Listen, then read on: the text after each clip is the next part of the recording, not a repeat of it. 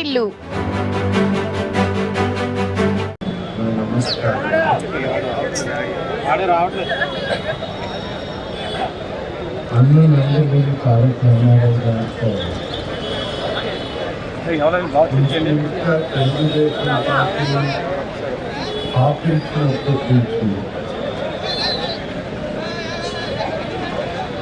Telugu Desam party సభ్యులుగా లేదు. మా జీవితంలో పోటీ గంటలు పెట్టకుండా కొందరు ఏ పార్టీలో ఎప్పుడు ఉంటారో ఎవరికి తెలియదు, కానీ సిద్ధాంత లక్ష్యంగా కృషి చేయడం, ఆ అవకాశం నాకు ఆయన లభించడం మా జీవితం ధన్యవాదాలు మేము అనుకుంటా ఉన్నాం. ఈరోజు మనకిక్కడ ఆడపిల్లలందరూ గవర్నమెంట్ స్కూల్ నుంచి వచ్చిన ఆడపిల్లలు వారికి బహుమతిగా వారు చేసిన కృషిని ప్రోత్సహించడం, అది కూడా పార్టీ నాయకులు ముందు చేయడము నాకు చాలా ఆనందంగా ఉంది. ఎన్టీ రామారావు గారు ఆయన వచ్చే ముందున మహిళలు కానీ బీసీ కానీ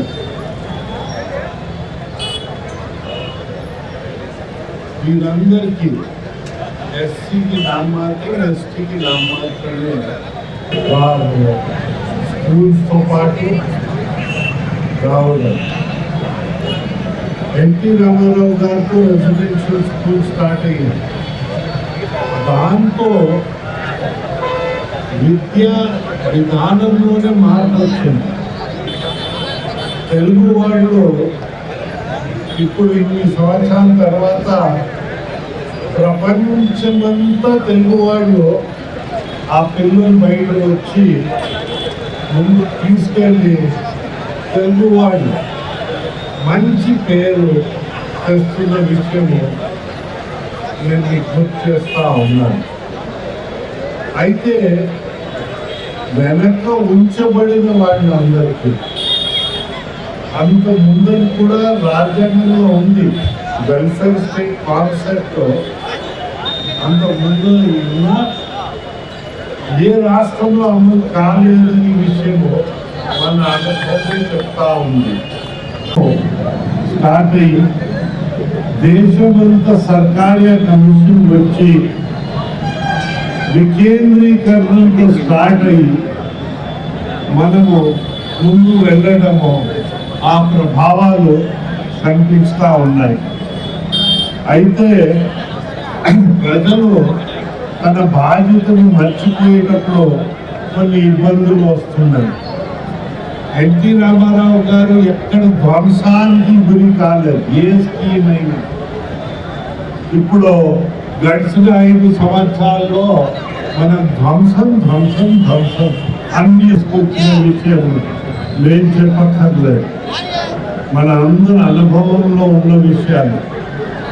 దేశభక్తితో ఆయన ఎంతవరకు వెళ్ళిపోయిందంటే తెలుగు గంగాని తయారు చేసి మన దేశంలో తమిళనాడు, మహారాష్ట్ర అండ్ ఆంధ్ర, అప్పుడు ఉమ్మడి రాష్ట్రం దేశంలో ఉన్న బాధ్యతల్ని కూడా స్వీకరించి ఆ మహానగరం చెన్నైకి కూడా దాన్ని తీర్చడానికి, అంటే మన దగ్గర పని చేస్తూ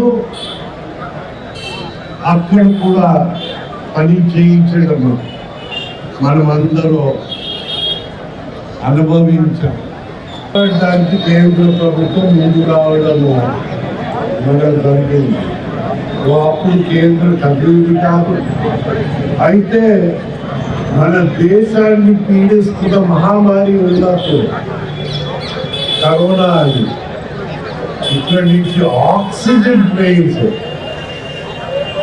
ఎక్కడెక్కడ పంపించాము. దాంట్లో జాతీయ క్యాప్టెన్ కూడా పంపించారు, ప్రాణాన్ని కాపాడారు. ఆ స్టీల్ ప్లాంట్ రావడానికి మన రైతులు సార్ త్యాగం చేశారు. త్యాగాలకి మనం అర్థం ఇవ్వాలి కానీ మన చర్యల వల్ల అర్థం ఇవ్వకుండా ఉంటే ఎన్టీఆర్ గారు అదే అన్నారు వైజాగ్ స్టీల్ ప్లాంట్ గురించి, ప్రజలు త్యాగం చేసిన భూమి, దీన్ని కాపాడడం మన అందరి ధర్మం అని ఆయన మాకు చెప్పేవారు. ఎన్టీఆర్ గారు వర్ధన సందర్భంగా ఈరోజు వారి నివాళులు అర్పిస్తున్నాం. అదే సమయంలో అన్నగారితో ప్రత్యక్షంగా పరిచయం లేకున్నప్పుడు కూడా వారితో కలిసి జర్నీ చేసి వారితో ప్రజాసేవలో అంకితమై వారితో చేస్తున్న ఈ కార్యక్రమంలో అశోక్ గజపతి గారు ఉండడం, వారు పక్కనే ఉండి వారు చూసిన సలహాలు పాటిస్తూ పరిపాలనలో మేము భాగస్వాములు అవ్వడం అనేది అదృష్టంగా భావించుకుంటూ ఈరోజు వారు ఆశయాలు ఏవైతే ఉన్నాయో ఆశయాలందరూ కూడా మనందరూ కొనసాగించాలని, పాటించాలని, ధర్మపాలన చేయాలని కోరుకుంటూ, ఎందుకంటే నేను విజయవాడ ముఖ్యమంత్రి గారి సమావేశానికి వెళ్ళి రావడం లేట్ అయింది. ఈరోజు కార్యక్రమానికి ఇన్వాల్వ్ అవ్వాలని రావడం జరిగింది. ఈ కార్యక్రమం ఇన్వాల్వ్ చేసినందుకు ప్రజలందరూ కూడా పేరు చేసుకుంటూ థ్యాంక్ యూ. మనం చూస్తే మన వ్యవస్థాపక అధ్యక్షుడు తారక రామారావు గారు 29వ వర్ధంతి సందర్భంగా మనం వారు చేసిన పనులు గుర్తు చేసుకుని వారికి నివాళులు అర్పిస్తా ఉన్నాం.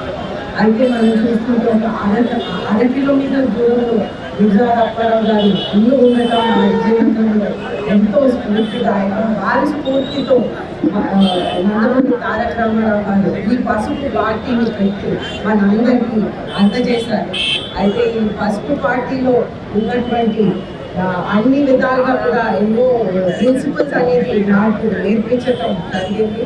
ఆ ప్రిన్సిపల్స్ ఈ రోజు వరకు మన ముఖ్యమంత్రి వర్యులు, అలాగే national party president Nara Chandrababu Naidu గారు, అలాగే నందమూరి తారక రామారావు గారు మనవడు నారా లోకేష్ గారు, మన party national secretary, IT and education minister గారు ఈరోజు ఆ ప్రిన్సిపల్స్ ద్వారా మన పార్టీని అన్ని విధాలుగా ముందుకు తీసుకెళ్తున్నారు.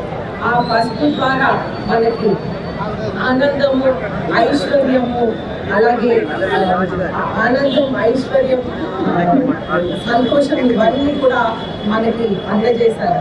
అయితే ఈ పసుపు ద్వారా మనకి హెల్త్ అనేది ముఖ్యంగా పసుపు ద్వారా మనకి ఇచ్చారు. అయితే ఈ పసుపులో ఎంత హెల్త్ అనేది ఉంటుందో మనందరికీ తెలిసిన విషయం. అలాగే ఐశ్వర్యం, అలాగే ఆనందం, ఈ ప్రిన్సిపల్స్ ద్వారా మనకి నారా చంద్రబాబు నాయుడు గారు విజన్ 2047 పెట్టడం, దీని ద్వారా మన పార్టీ సిద్ధాంతాలు కూడా గవర్నమెంట్ సిద్ధాంతాల్లో ఇంప్లిమెంట్ చేయడం అనేది ఎంతో సంతోషం. అలాగే మనం చూస్తుంటే వారు మనవుడు లోకేష్ గారు ప్రత్యేకంగా హెచ్ఆర్డి మినిస్ట్రీ ఎడ్యుకేషన్ మినిస్టర్ ద్వారా మనకి మళ్ళీ ఇంటర్మీడియట్ స్కూల్ పిల్లలకి భోజనాలు అందించడం, టెక్స్ట్ బుక్స్ అందించడం. గత ప్రభుత్వం ఆ రెండు కూడా ఇంటర్మీడియట్ తీసేశారు పోయినసారి లోకేష్ గారి కోసం. అలాగే మన ప్రభుత్వం ఎన్డీఏ ప్రభుత్వం నదుల అనుసంధానం ద్వారా సోలార్ ద్వారా పర్యావరణాన్ని రక్షిస్తూ ప్రతి ఇంటికి మంచినీళ్ళు అనేది అందిస్తూ ప్రతి పొలంకి కూడా నీళ్ళు అందిస్తూ ఈ విధంగా మన పార్టీని, మన రాష్ట్రాన్ని, మన దేశాన్ని నందమూరి తారక రామారావు గారి స్ఫూర్తితో వారి ప్రిన్సిపల్స్తో మన రాష్ట్రాన్ని నడిపిస్తూ ముందుకు తీసుకెళ్తున్నాం. అందరూ కూడా వారి స్ఫూర్తిని ఈరోజు స్మరించుకుంటూ మనం వారికి నివాళులు అర్పిస్తూ ఉన్నాం. అందరికీ కూడా నా ధన్యవాదాలు.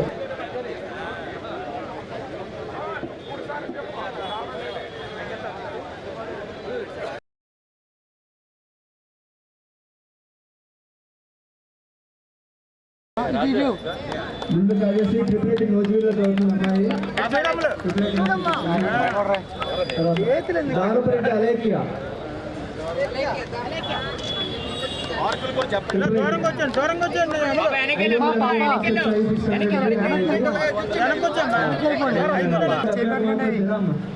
చేరుకున్న సుందరు వాళ్ళ బ్రదర్ వచ్చారు. అమ్మాయి